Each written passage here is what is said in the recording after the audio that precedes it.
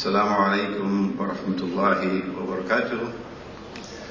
And good morning to all of you. Is it still morning?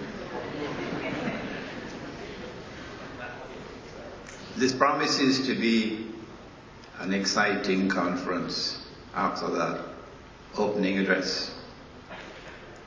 And it's going to be more exciting this afternoon when we listen to Hugo Salinas Bryce and the others. I thought that we had concluded our effort to define money, but Bill Steele has reopened the subject this morning in a very daring way.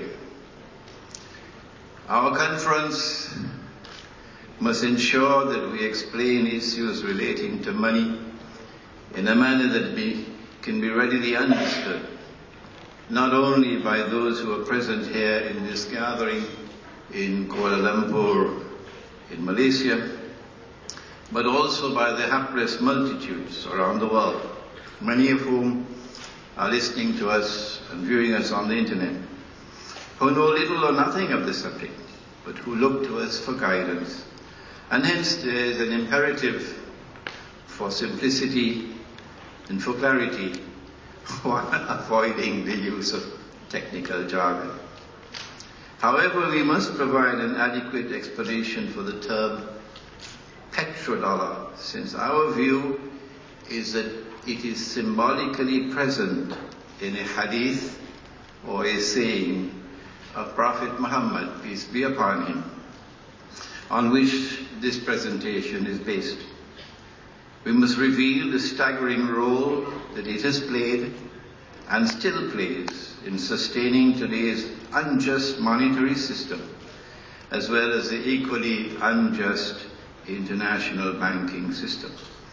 Both of these are absolutely unique phenomena in human economic and monetary history.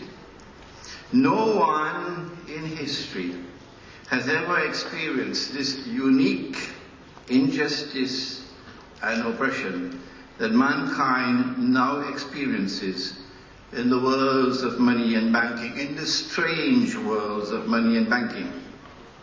And this perhaps explains partly the strange ignorance of the reality of the subject. Our view is that petro money has an even more sinister role to play in the new monetary system which will emerge to replace the present one, consequent upon the demise of the US dollar. The monstrously unjust role played by the monetary and banking system in the affairs of the world today, and now this is my most important statement. This cannot be adequately explained if we restrict ourselves to purely economic and monetary analysis. Rather, there are important non-economic and monetary questions which must also be answered if we are to fully understand the subject.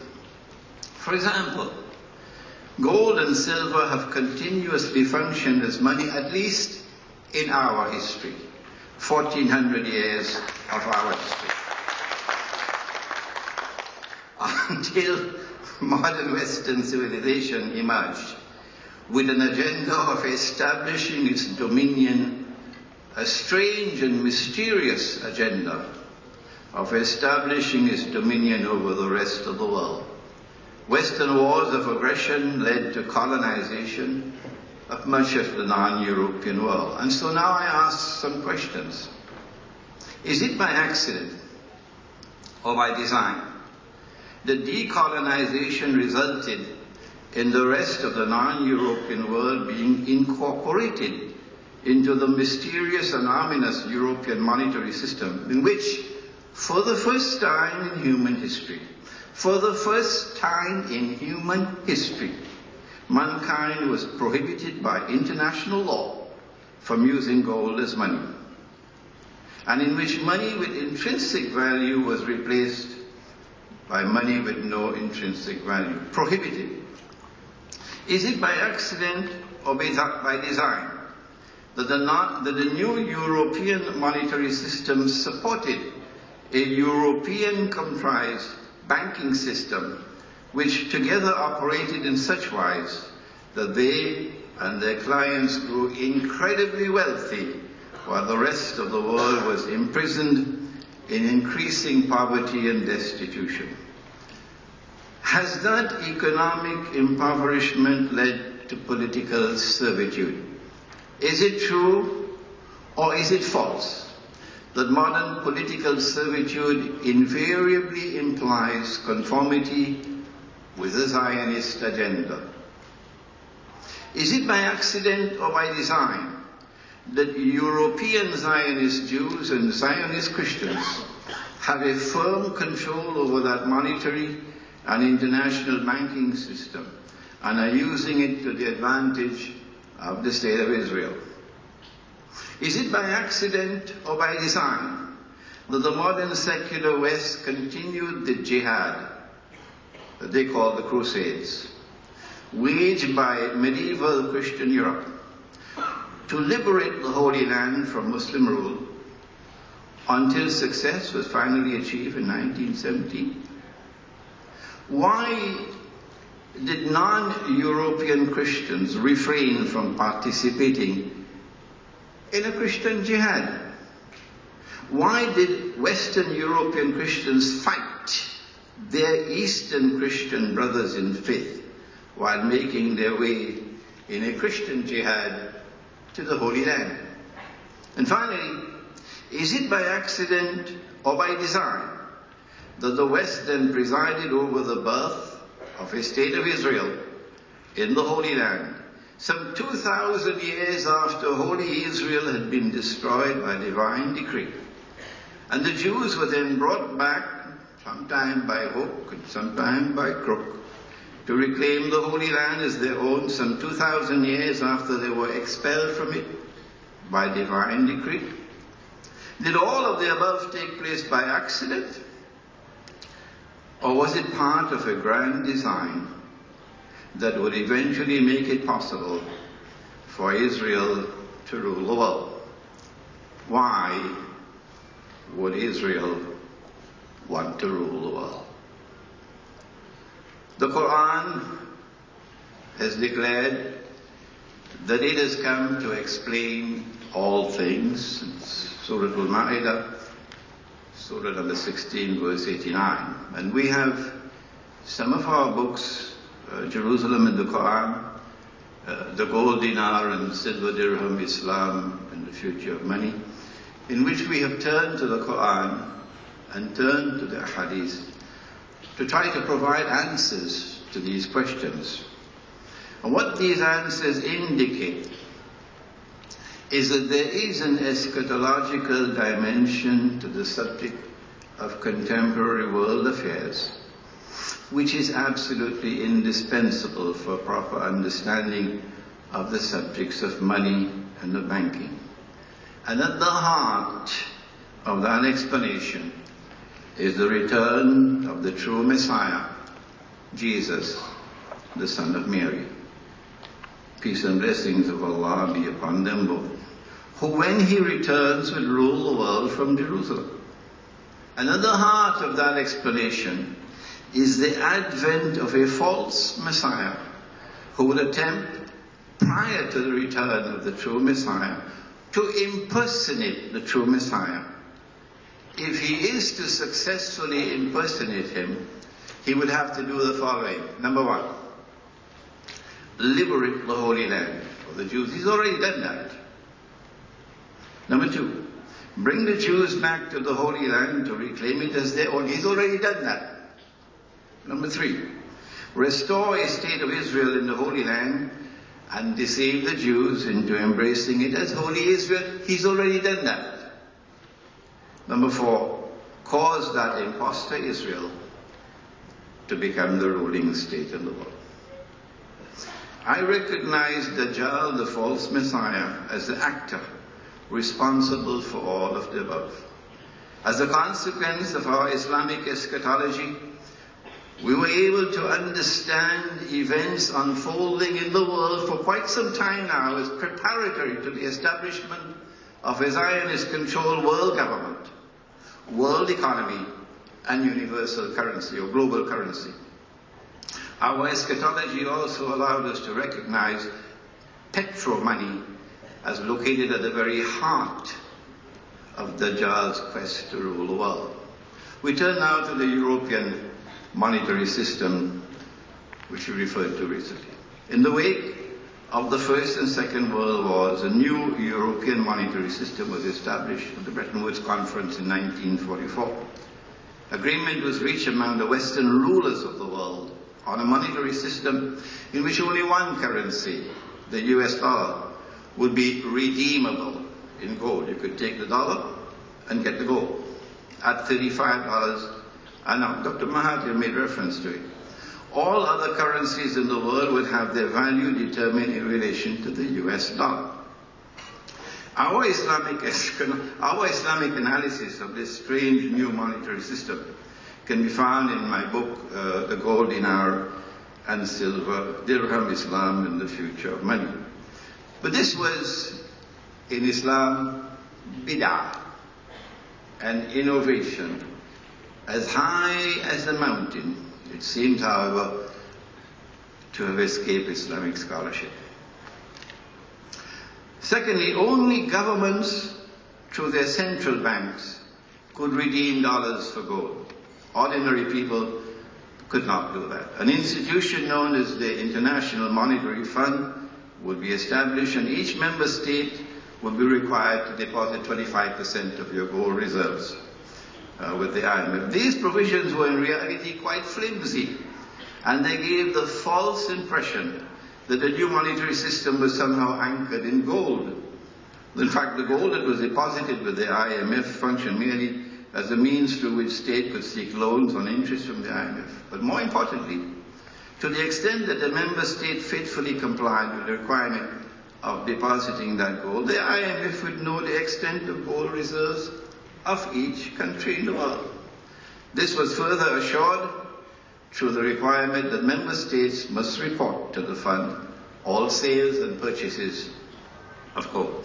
What was not disclosed was that the US dollar would remain redeemable in gold only for as long as it was convenient for the US government to honor that obligation.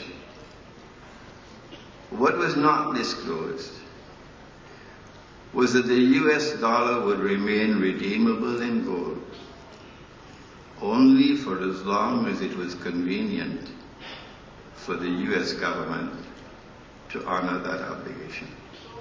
Just as ominous was the other possibility that the US government could renege on its legal obligation to redeem dollars for gold, it could also refuse to repatriate the 25% of gold that it had stored.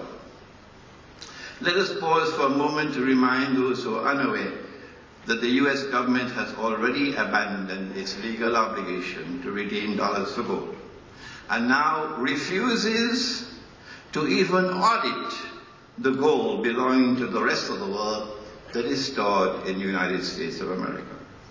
Strangely and mysteriously, the use of gold as money was prohibited in the Articles of Agreement of the IMF. Nowhere was an explanation offered for this strange prohibition, and conveniently so.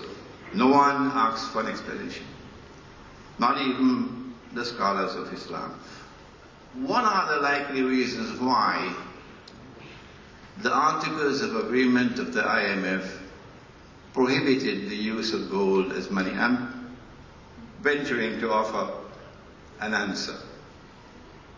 Number one, to prevent the possibility that gold used as money could challenge and could cause a collapse of the bogus paper money monetary system. Number two, to ensure that gold belonging to the rest of the world but stored in the United States would remain undisturbed in US territory until the time arrives when the monetary system of paper money collapses. The world then returns to gold as money, as it's coming. At that time, the legal prohibition for the use of gold as money would be removed. And the gold stored with the Zionist owned and controlled Federal Reserve Bank in New York would then be secretly and illegally transferred to Israel. That transfer, in fact, may already have taken place. And so the Israel rule over the world of money would remain unchallenged and unchallengeable. The gold stored in the United States will remain largely undisturbed, since there will be no reason for a member state to seek repatriation of its gold. What would you do with the gold? You can't use it as money. And number three, once the member states of the IMF had deposited 25% of their gold reserves with the IMF, and member states had begun to take IMF loans that were secured by that gold, it would then be possible to encourage them to store more and more of their gold reserves with the IMF. And if they held on to their gold, they could not use them in any way. And so the provision of the Articles of Agreement prohibiting the use of gold as money opened the way for the United States to eventually be entrusted with the storage of most of the gold reserves in the world. Excuse me.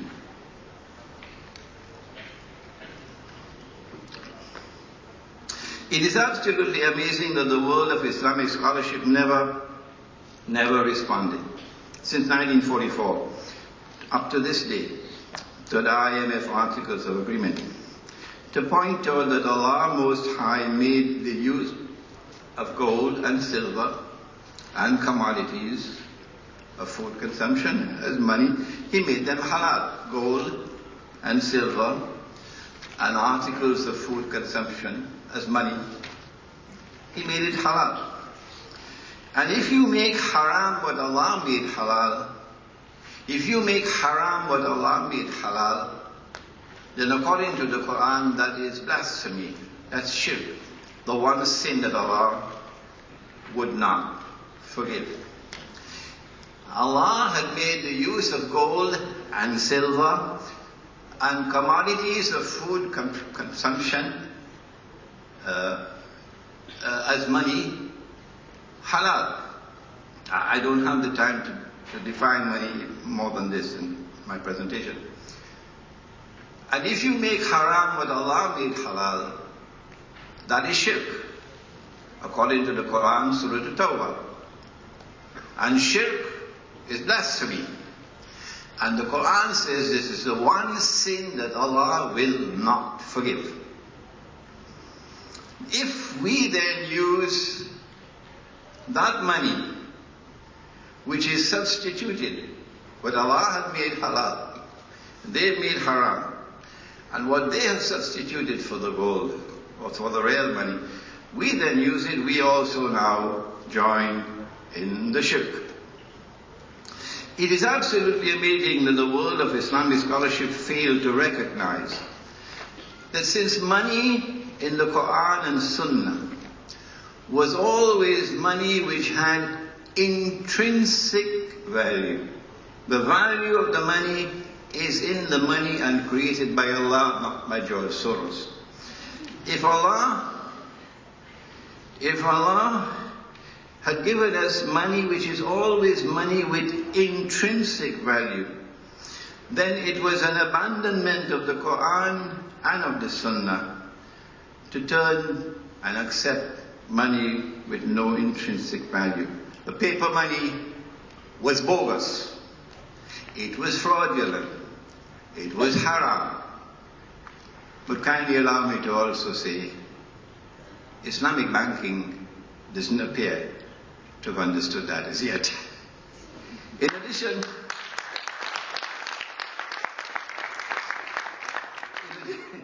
addition, one of the most important functions of the IMF was to provide loans on interest. It used to be usury, but usury became a loaded word, like homosexual had to be changed to gay. So usury had to be changed to interest.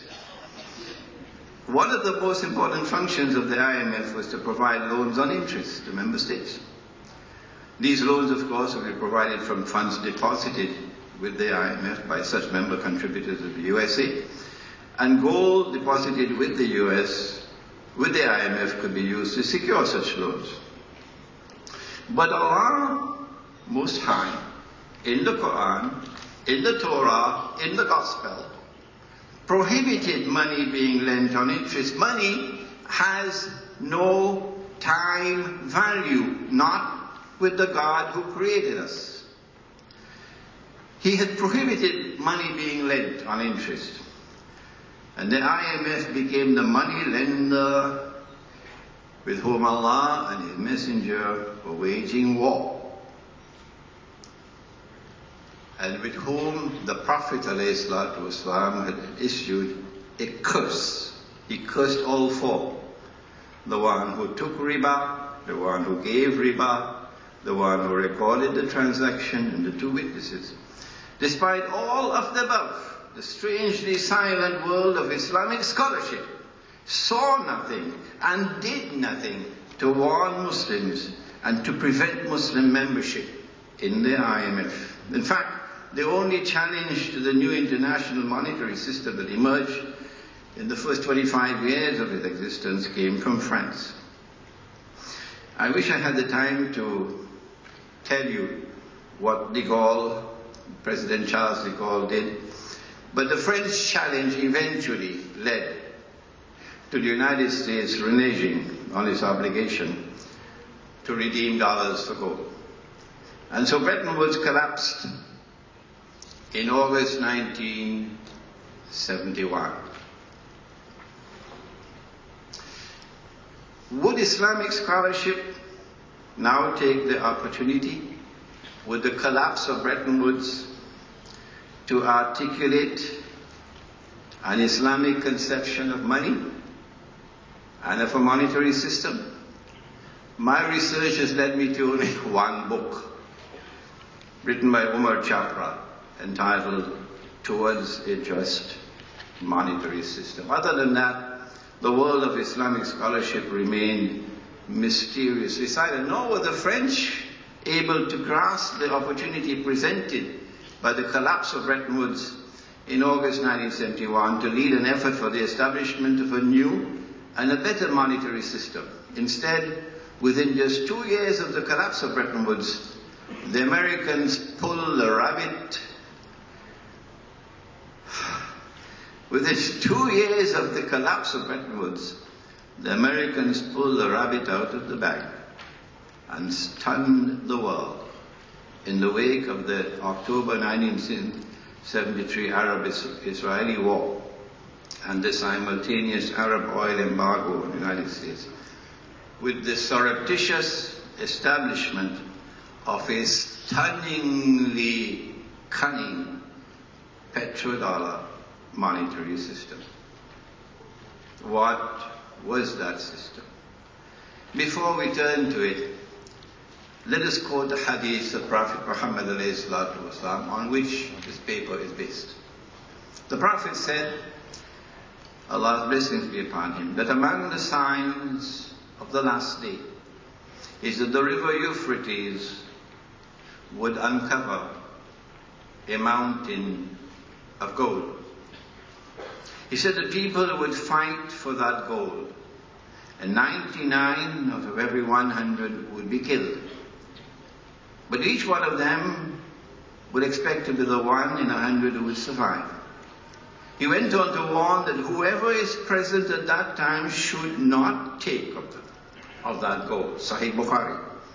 The river Euphrates did uncover a mountain of gold less than 100 years ago. It was black gold, namely oil. And there have been constant wars, one after the other since that time, for control over that black gold. We'll explain in a moment how the petrodollar came into being when an ocean of oil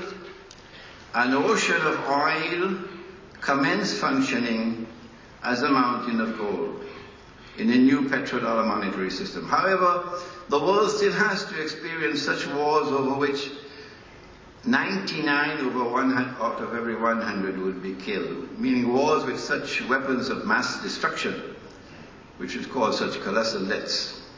It is unclear whether those wars over the mountain of gold would culminate in the Malhama, or the Great War prophesied by the Prophet. Such a great war would substantially reduce the human population in the world, and then tiny Israel would have far less difficulty in ruling the world. Our view is that we were prohibited from taking any of that mountain of gold, because that monetary system in which oil will now be used as gold would function as an instrument for the enslavement of mankind. To the extent that we used it, we would eventually be enslaved. And now the road to the petrodollar. There's evidence which strongly suggests that the Arab-Israeli War of 1973 was stage managed. It led to the Arab-Israeli War and the oil boycott of the United States. It led to the spectacular rise in the price of oil from $3 a barrel to $12 a barrel, 400% rise in the price of oil. The spectacular rise in the price of oil not only benefited the American and British-owned oil companies, but also, more importantly, the largely Arab oil-producing countries. The windfall in Arab oil revenues created an opportunity that was cleverly exploited by the United States to seek to replace a monetary system based on gold, or superficially based in gold, as Bretton Woods, with a new one based on oil. In other words, the Americans wanted oil to function as gold in a new petro-monetary system. Henry Kissinger, the American Secretary of State, successfully negotiated with Saudi Arabia's King Faisal an agreement requiring oil to be sold for only US dollars. Saudi Arabia then persuaded the other Arabs to join, and that's the birth of the petrodollar. Excuse me.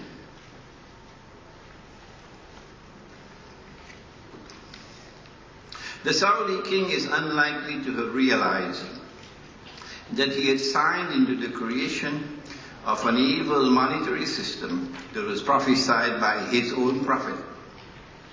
As a result of that agreement, oil now functioned as gold on behalf of the US dollar. The agreement was manifestly haram. Prophet Muhammad ﷺ insisted on the preservation of a free and fair market.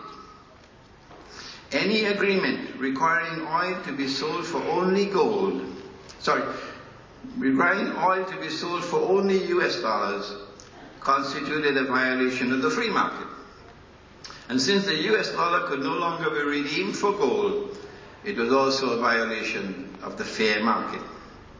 The United States no longer had to bother about the relationship between gold reserves and the quantity of US dollars in circulation. No. The price of gold could rise to infinity without posing any real threat to the US dollar. In other words, an opportunity was created for the Federal Reserve to create as much money as it wanted, with the sky as the limit, and to then feed that money into the banking system. And as the banks lend that money on interest, the newly created money would then be legally recognized as money. Indeed, the world has moved away from printing paper, as Dr. Mahathir explained this morning. All you have to do is sign a check for $7 trillion.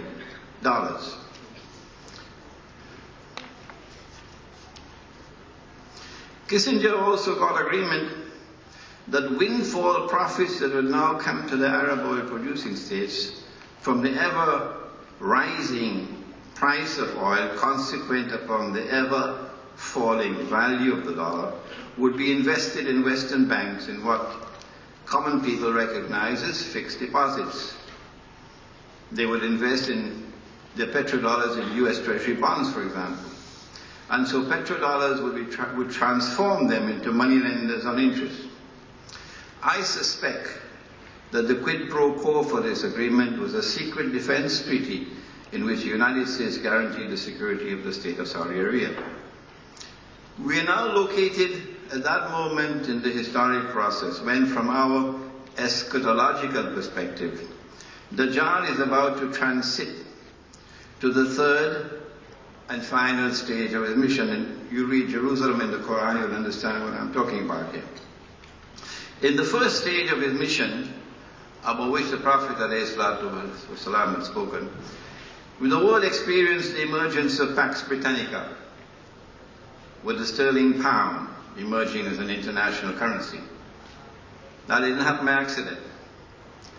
In stage 2, Pax Americana replaced Pax Britannica, and the US dollar replaced the sterling pound as the international currency. This is not by accident. And our view, expressed in Jerusalem in the Quran, which was published in 2002, is that Pax Judaica will replace Pax America, and a new international currency will replace the US dollar.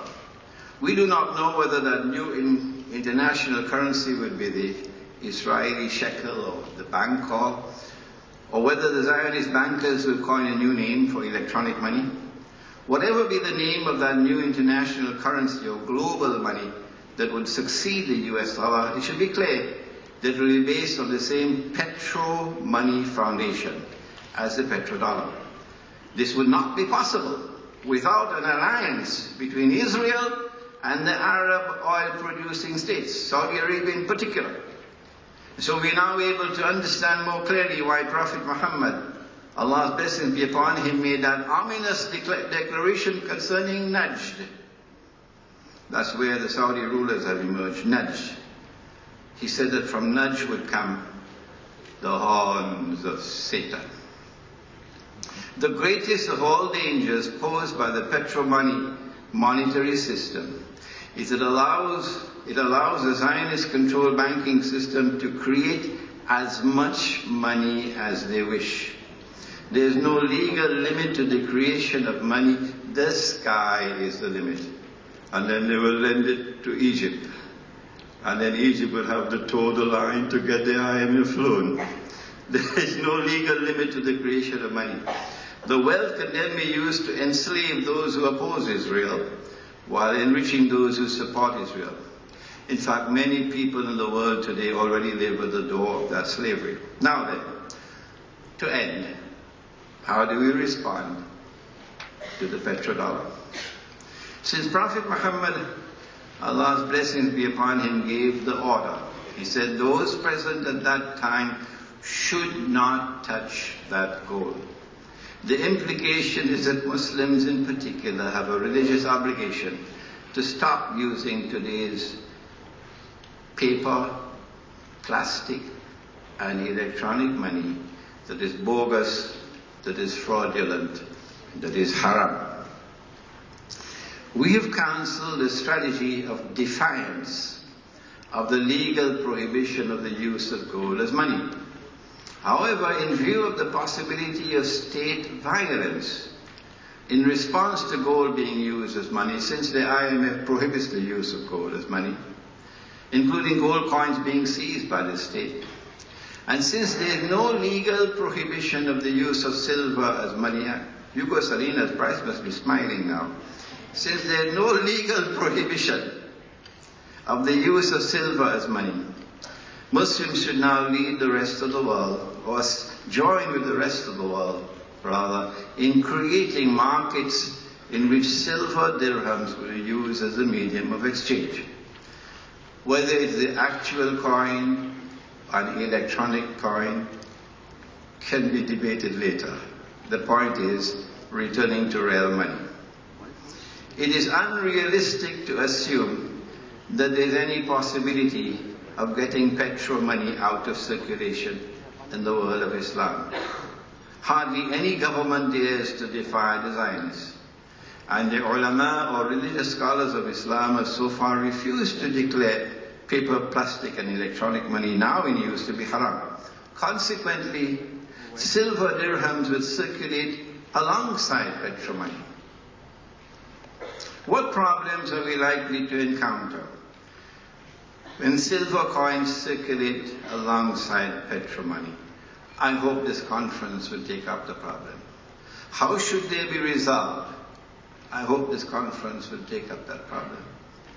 No one, perhaps, has done more research on this subject, and I urge you to come out this afternoon. No one, perhaps, has done more research on this subject than our next speaker, Hugo Salinas Price of Mexico. Thank you.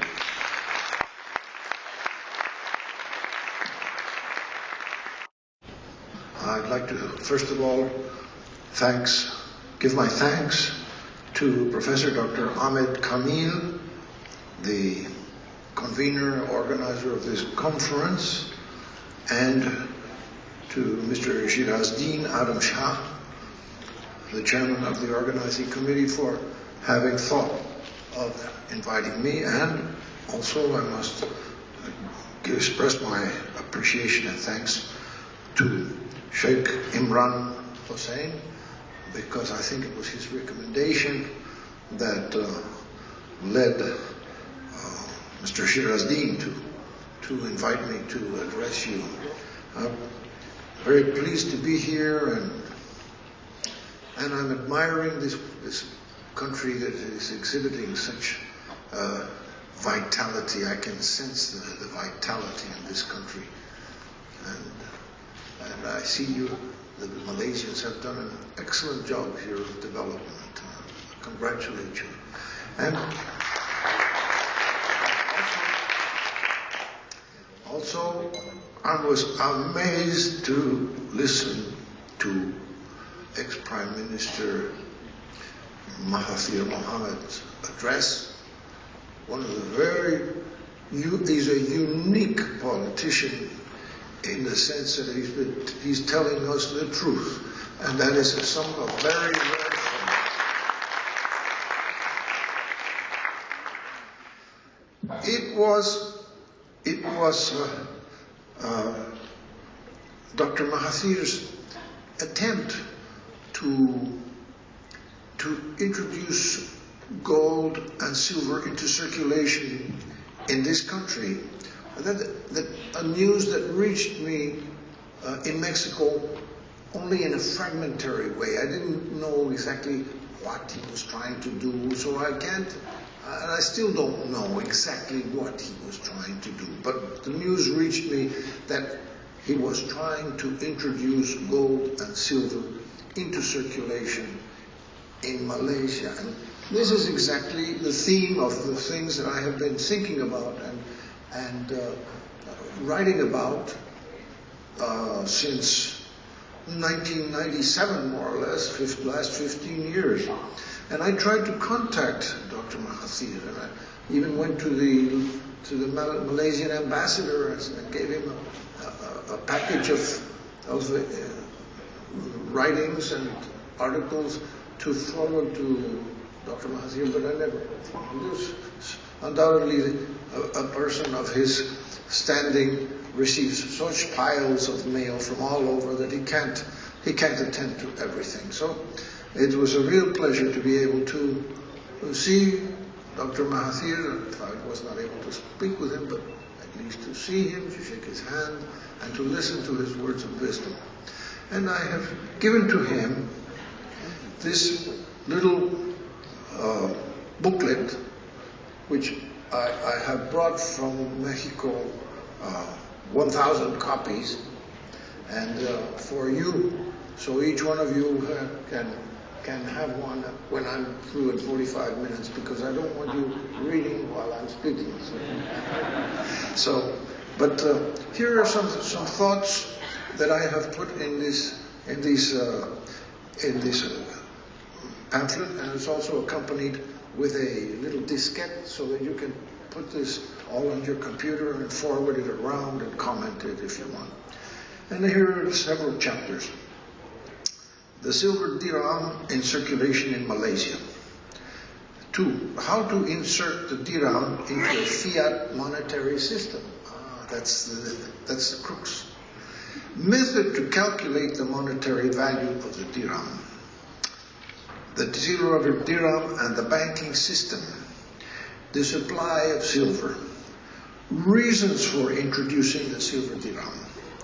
The failure, this is just an annex, sort of philosophical annex, which is the title is The Failure of Mechanistic Economics.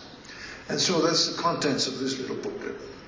So, to begin with, let's go back to 1940. Now, I was born in 1932, but I was born in 32.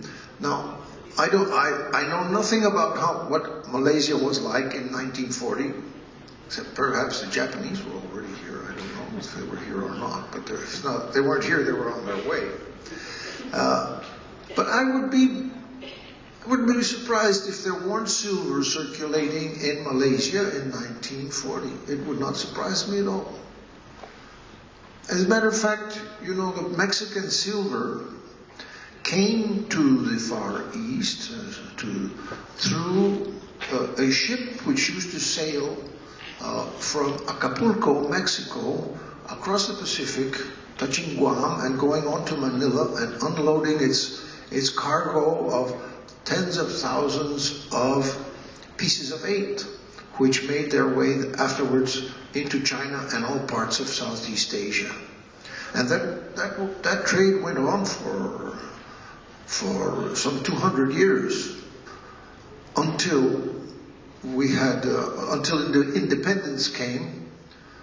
Well, independence in a sense, because we became independent of one power, but we became dependent on another power. So that was our independence, and a relative term.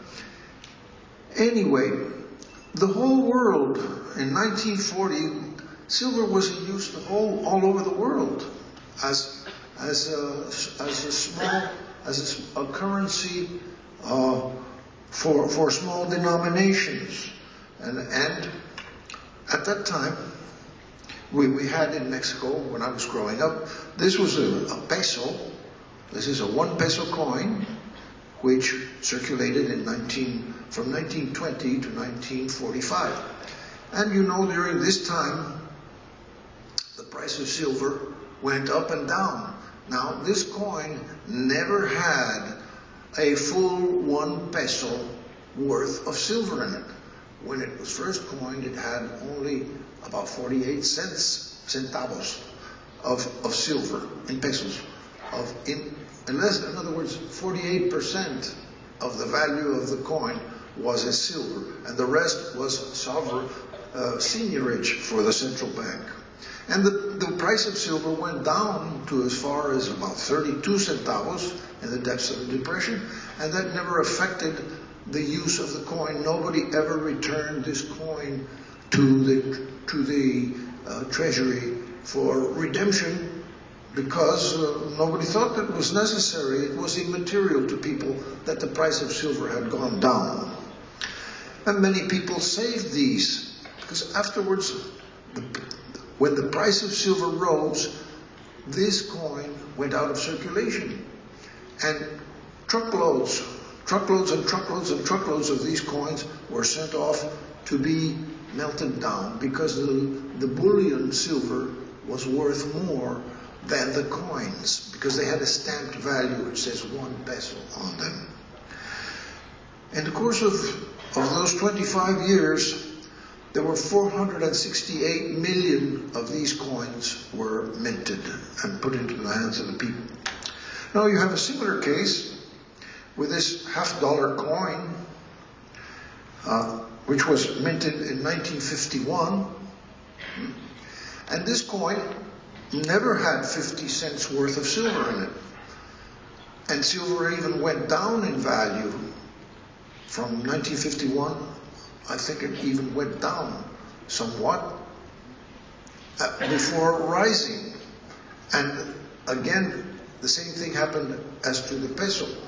By 1965, the value of the silver in this coin, this United States $50, the value of the silver in this coin was worth more than 50 cents. And so also large numbers of these coins were melted down. I mention all of this because this is part of how It forms part of the system for reintroducing silver into circulation in this country. It can be done by taking the value of silver, whatever the size of the coin. I'm proposing a 3-gram coin, but it can be 2.9 grams, or it can be 3.2, or whatever you want. Or you can have a larger coin. The system is what is important. You take the value of the silver in ringgits. You add the cost of minting in ringgits. Add the two together. Give it, multiply by a number which will give the central bank or the treasury a seigniorage. I propose 10%. So you multiply by 1.1. Again, this is optional. You can have 1.5. You can double the value of the silver in turning the coin into money. But I propose 10%. And then when you have multiplied the cost of the silver plus the cost of minting by 1.1, you round out the figure to a round number which the people can remember. And that is the way that silver can be monetized and put into circulation. Why is it necessary to do this? Because it used to be in the 19th century that what was important for the use of a coin as money was important to know the weight of silver. And to this day, we have Mexican coins, pieces of 8, that came into, for instance, Hong Kong or some other place of China, and were stamped by local merchants because they wanted a local stamp that would assure the receiver that that coin had been tested and proved to have the weight it's supposed to have. So silver was it had a monetary value according to weight, but that is no longer the case. Everybody has forgotten how to calculate prices in terms of weight of silver. We can't think of that. I mean, we're going to go to the gas station and we're going to pay with a weight of silver. Well, the cashier is not going to accept it. I mean, because how can he know what the weight is? And it's impossible. We don't think in terms of weight anymore. This was the way things were done before, but humanity has forgotten how to calculate value in terms of weight of silver. Besides, the value of silver is fluctuating, so we don't know how to use it if the value is fluctuating. We can save silver as a protection again for the future, but that is also speculation. I think it's a good speculation, but many people are afraid of speculating, especially poorer people. The poorer people don't want to run the risk of having their savings go down. Not even a little bit. It's cost them too much trouble to have a little bit of savings. So the speculation can increase as people have more money and can run the risk of a fall in the value. And so we find that people that already have money in a certain amount are the ones that are willing to buy the silver while it's still a commodity. The silver as a commodity changes into money when you follow the process that I am outlining. 1, you take the silver. 2, you give it a monetary value that is higher than the value of the silver in the coin. 2. 3, if the price of silver rises, then you raise the monetary value so that you restore the profit of the treasury in minting. It continues to be profitable. The coin is not going to be melted down because it's worth more as money than as silver. Okay? And 4, critical to this is that when the price of silver falls, the coin retains its value. Just as this coin, a 1 peso coin, retained its value when the price of silver fell. And just as this coin has retained its value 50 cents until 1965 in the face of falls in the price of silver. What destroyed these coins, what made them disappear, was rises in the price of silver, which could not be matched by increases in the value. That is why I am recommending a quoted monetary value, not a stamped value. You take the silver, put it into a coin, and attribute a monetary value, but not a stamped value, so that you can raise the price, raise the monetary value of the coin when the price of silver increases. We had an experience in Mexico I will tell you about. Do I still have time? We had an experience. In 1945, this coin went out of circulation. I remember as a boy, it was substituted with paper notes. Oh, you know, I was so fascinated to have paper notes because I was 12 years old or 13 years old. And to have a folding money to put in my pocket, that was just wonderful. And for 1 peso, I didn't know where the thing was going, of course, what was going to happen. But it was so wonderful to have those nice, freshly printed 1 peso notes. And soon you couldn't get a single one of these. They all disappeared because when the peso notes came out, people helped save these pesos. And that's what always happens. And what happened then was that instead of the central bank, we have a central bank in Mexico, like you have here. Instead of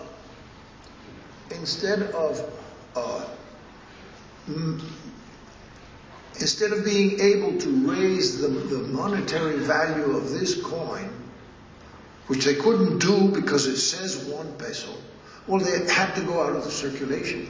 And they minted a new coin with less silver.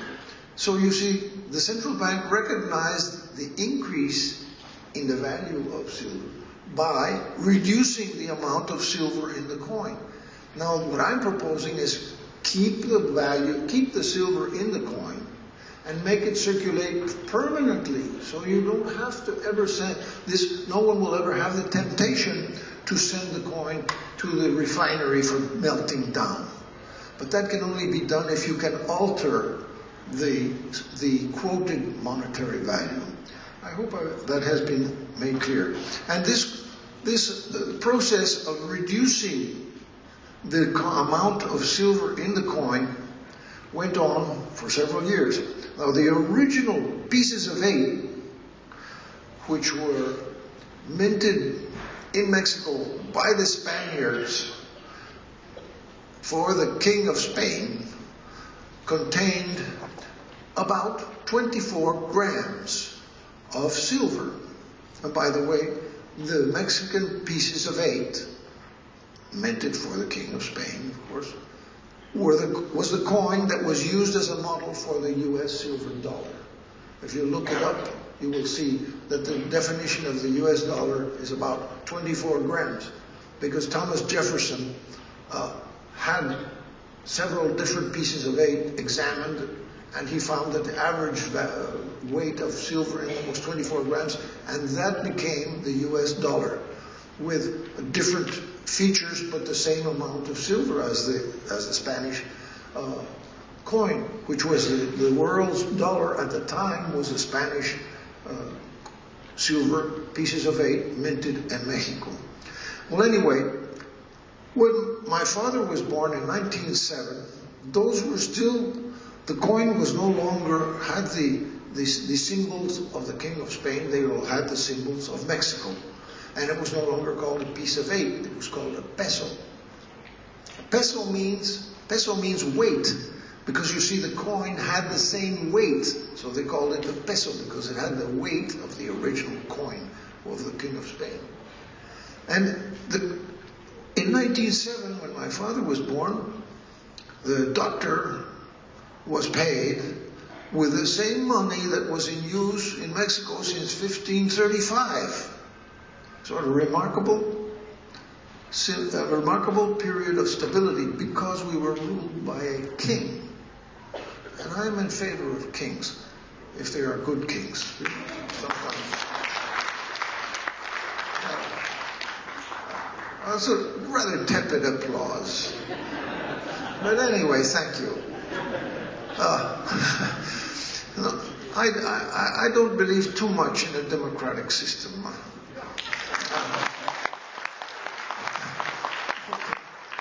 But don't accuse me of being a fascist. No, don't accuse me of that.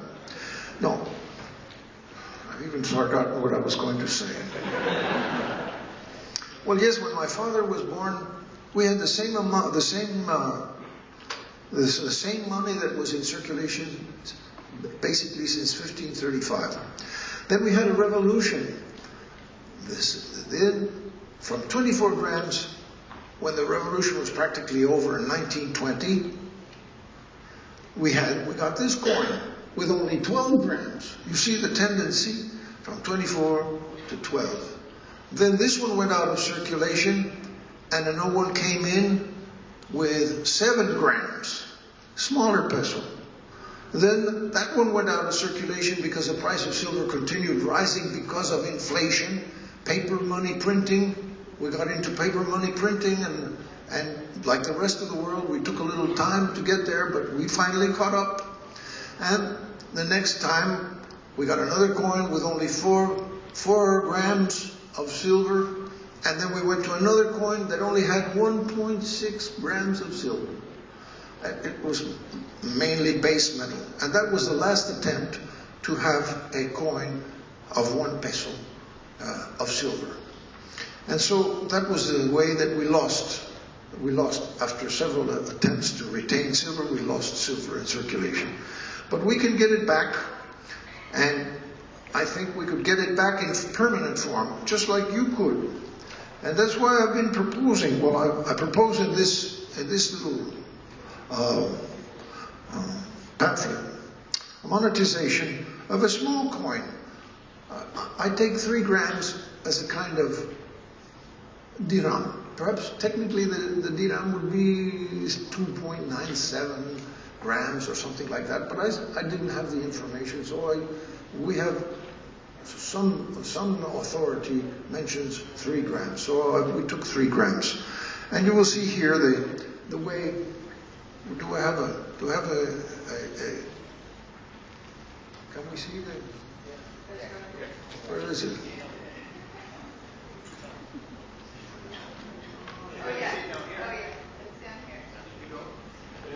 More. I want the graph.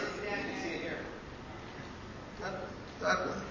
Well, this graph is a little complicated for you to understand, but if you look at it with care here, it shows you that you establish an initial value, that's the top line, and if the price of silver in ringgits does not change, it continues. If the price of silver goes up, it increases the monetary value. If the price of silver then falls, it retains the last value. That's the essence of this graph. Also, I should mention that in the legislation that we've presented in Mexico, we have a provision that in the case there is a speculative bubble in the price of silver, the central bank should exercise discretion and refrain from following the boom upward. And I think, I haven't mentioned this before, but I'll mention it now, that there is such a thing as a 200-day moving average. And I think that if the price of silver were to exceed the 200-day moving average by, let us say, 20%, then it would be time for the central bank to say, wait a minute, we're not issuing a new quote until we see that the 200-day moving average falls back to a more reasonable distance from the price of silver. The price of silver and the 200-day moving average begin to to follow each other instead of following a trend which might lead to an excessive overvaluation. I think that would be a prudent thing to do, to avoid excessive overvaluation in case of a boom. And I wouldn't doubt that if any country in the world today were to announce that it's going to monetize silver, that would cause an enormous jump in the price of silver overnight, because everybody would realize that if one country starts doing this, everybody else is going to do it at the same time. Now, what are the reasons? How much time do I have? 20 minutes, good. I have several reasons. Reasons for introducing the silver dirham. The monetary history of the 20th century has been a history of increasing disorder and improvisation in the monetary affairs of the world. The disorder has come to a point where the world no longer uses real money in its transactions. It's bogus money, as Sheikh Imran has mentioned. Consequently, the mass of people in the world do not have a satisfactory and trustworthy means of creating personal savings. The silver coin converted into money would be an excellent medium for personal savings. Furthermore, we are witnessing the development of a worldwide problem, the inability of states to pay the pensions they promised to pay. It is therefore urgent for the population to exert itself to the utmost in providing personal savings for retirement, and saving the monetized silver coin would be the best means to do this. The monetized silver coin could not be devalued. There are several reasons, in my view, that make the monetization of silver an attractive and feasible measure for Malaysia. One, the religious reason. This silver coin of 3 grams plus 0.27 grams of copper to provide hardness is a silver coin prescribed by Islamic Sharia law. Unless I am mistaken. I hope I'm not saying so. It is entirely fitting for a nation which incorporates such a large number of Muslims to have such a coin for their savings and for commerce. Because the coin, which would be about this size, you see, it would be a really small coin, could be used as money. For any emergency, it is immediately liquid, but people are not going to use it because they're going to use paper for all payments, because that is human nature. They're going to use paper for all payments and save the silver for their savings for use when they really are in an emergency. Now, some people might say, well, it's my religious duty to pay with a silver coin. Well, certainly they are entirely free to do so and would be able to do so. However, I predict that most people will save these coins and not use them for payment. That's just my opinion. The social reason. An excellent way to assure the solidarity of the population with its government is for the government to carry out a measure most unusual in our times, to provide the population with a means of saving, which is also money, by creating a monetized silver coin, the dirham. A tranquil and confident population enjoying a means of savings which is reliable because it cannot be devalued is a necessary base for a stable government. This means of saving will exist in parallel with the Malaysian ringgit, which tends to inflate away the savings of the Malaysian people, especially affecting the most humble. I say this in spite of the fact that I note that over the last several months, the rate of exchange of the ringgit has been stable. Yes, it has been stable with regard to the dollar. But what is happening to the dollar? I mean, that is not a good point of reference. We should refer the value of silver and gold. That is the true measure of stability. Now we have another reason, the center of gravity reason.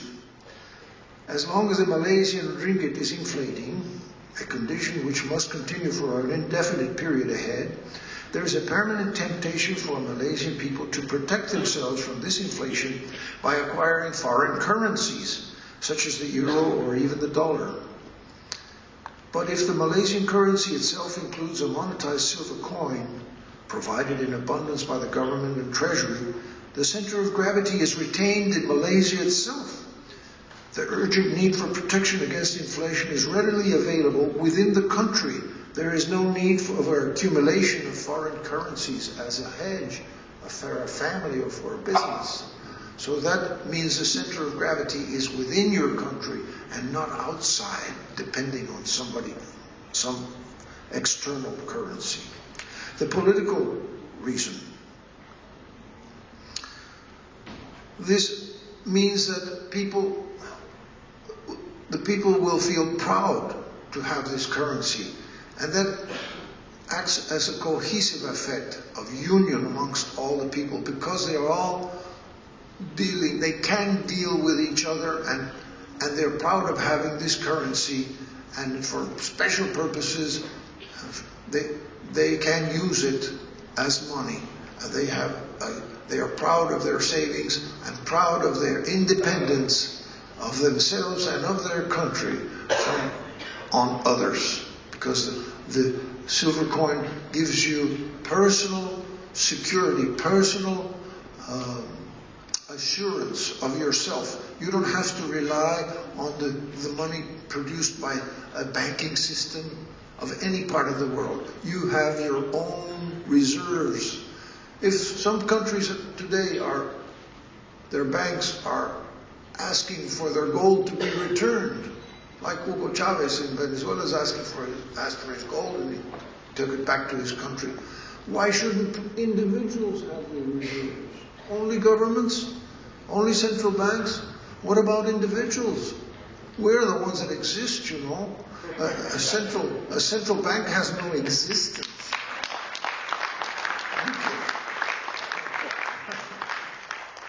Well, then the economic reason.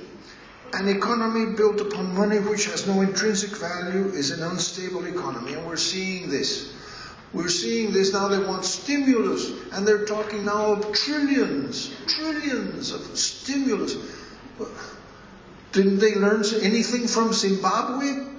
Didn't they learn anything from what happened with Mr. Bono and his Zimbabwe dollars?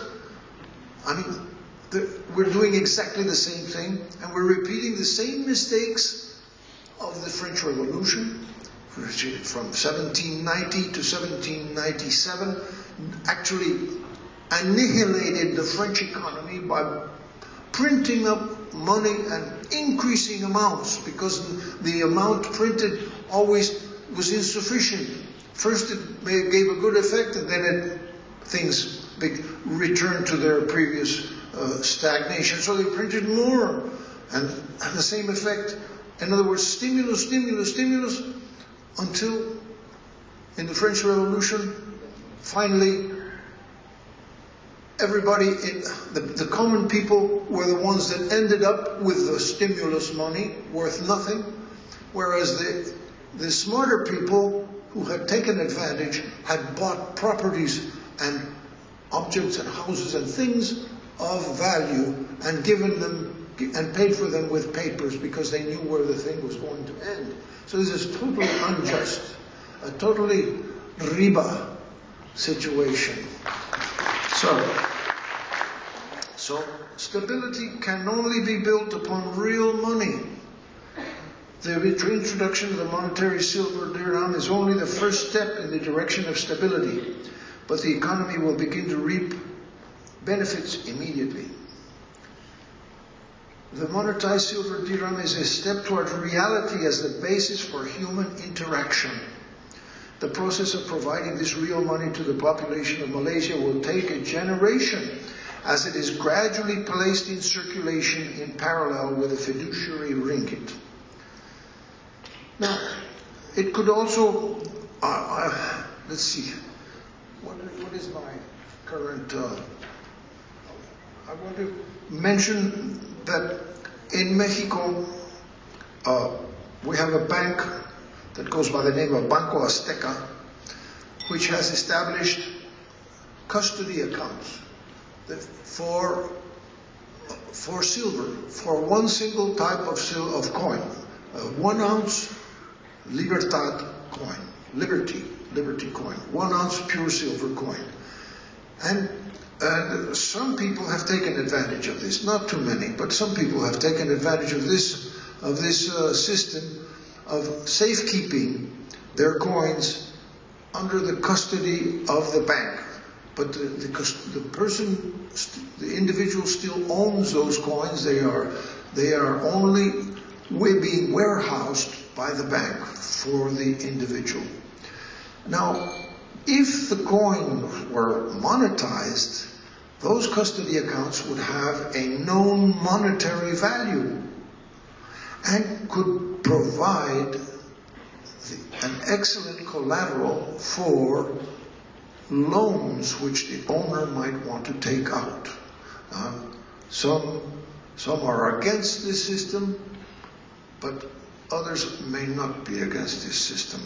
I'm not going to issue an opinion as a foreigner, and I'm not an Islamic. I defer to Sheikh Imran. But there are people who would find it useful to be able to mobilize their silver coins and obtain ringgits for use in some business endeavor without having to sell their silver. They can still retain the property of the silver, but use it as collateral for loans in ringgit.